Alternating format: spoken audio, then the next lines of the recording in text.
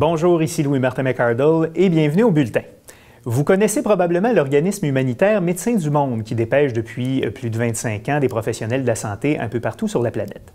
Eh bien, depuis 2 ans, l'organisme intervient aussi à Montréal grâce à une clinique médicale mobile qui va à la rencontre des démunis et des populations marginalisées. Alors, pour nous parler de cette initiative, nous recevons la directrice des opérations nationales pour Médecins du Monde, Véronique Houle. Madame Houle, bonjour. Bonjour. Bienvenue au Bulletin. Merci. Médecins du Monde donc opère cette clinique médicale-là depuis 2 ans, mais Médecins du Monde intervient depuis 15 ans dans la métropole. Oui. Quel rôle joue Médecins du Monde à Montréal? En fait, Médecins du Monde travaille avec, comme vous l'avez dit, les populations marginalisées. Au départ, en 1999, le premier projet à Montréal était des infirmières avec sac au dos qui allaient à la rencontre des personnes démunies, principalement au centre-ville et dans le quartier Hochelaga-Maisonneuve. Donc, Médecins du Monde a débuté comme ça en 1999 et par la suite a développé ses interventions aussi auprès de populations qu'on entend moins parler souvent, qui sont les migrants à statut précaire. Donc, on a aussi une clinique destinée aux migrants à statut précaire. Donc, des nouveaux arrivants qui arrivent ici, qui n'ont pas encore leur résidence permanente ou leur papier, donc qui ne sont pas en mesure, ils n'ont pas leur carte d'assurance maladie pour accéder au système de santé. Tout à fait. C'est des personnes en attente de régularisation d'un statut, donc qui sont principalement en attente d'un parrainage ou d'une demande humanitaire. Donc, parfois, ça fait déjà quelques années qu'ils sont sur le territoire, mais ça va jusqu'à 3 ans avant de régulariser un statut. Donc, c'est extrêmement long, surtout quand on pense, par exemple, à des femmes enceintes qui viennent rejoindre un conjoint, donc qui veulent fonder une famille ici.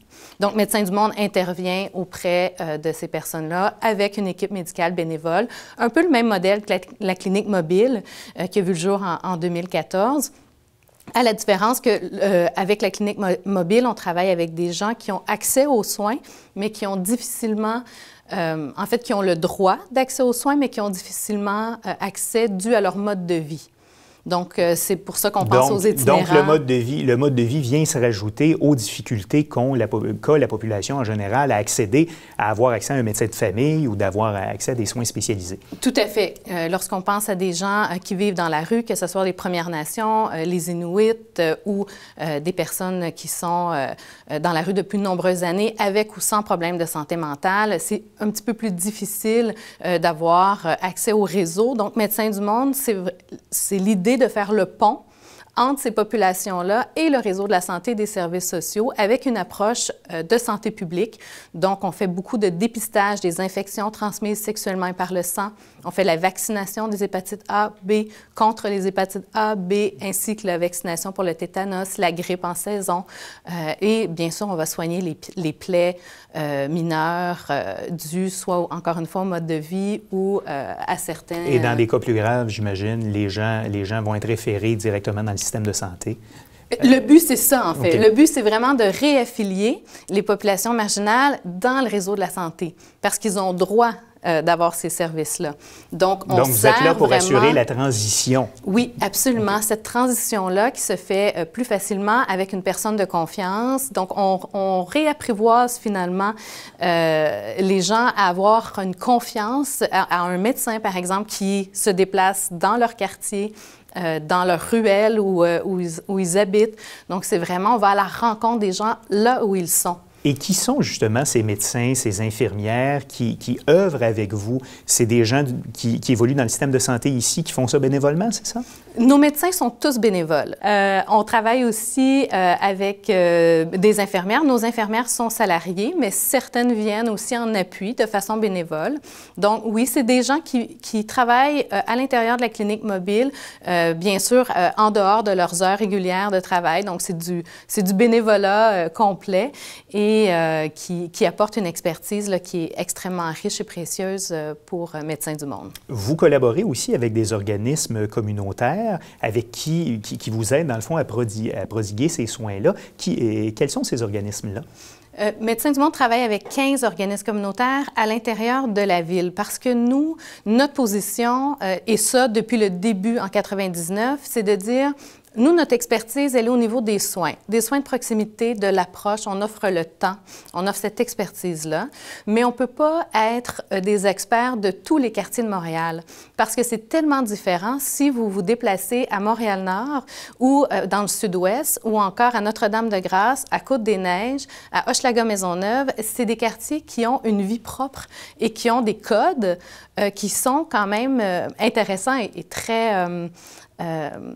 qui sont typiques à chacun de ces quartiers-là. Vraiment. Et les organismes communautaires, eux, qui sont dans ces quartiers-là, ils connaissent les personnes. C'est eux qui sont finalement notre lien pour avoir accès aux populations qui, eux, ont besoin de Médecins du Monde. Donc, on travaille toujours en dyade.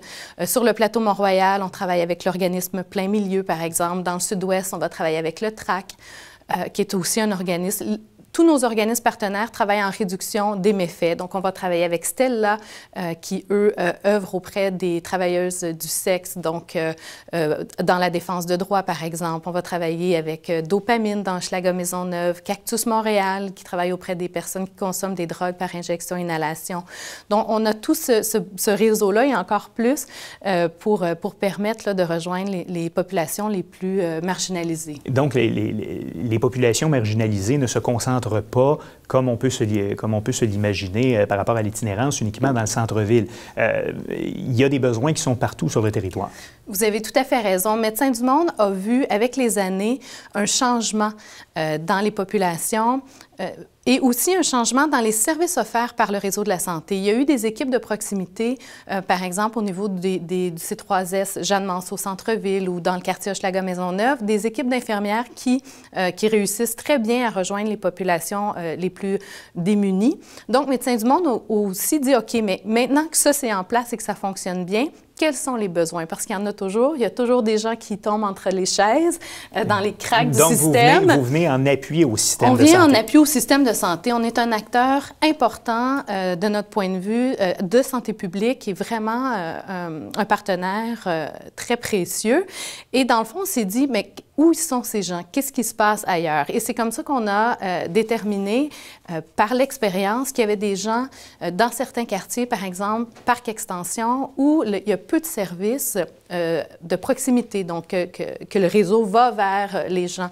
Donc, c'est comme ça que Médecins du Monde a décidé d'aller à l'extérieur. Et on reste quand même au centre-ville, je dois vous dire, parce qu'il y a la question vraiment des Premières Nations et des Inuits qui, pour nous, est très importante à Médecins du Monde.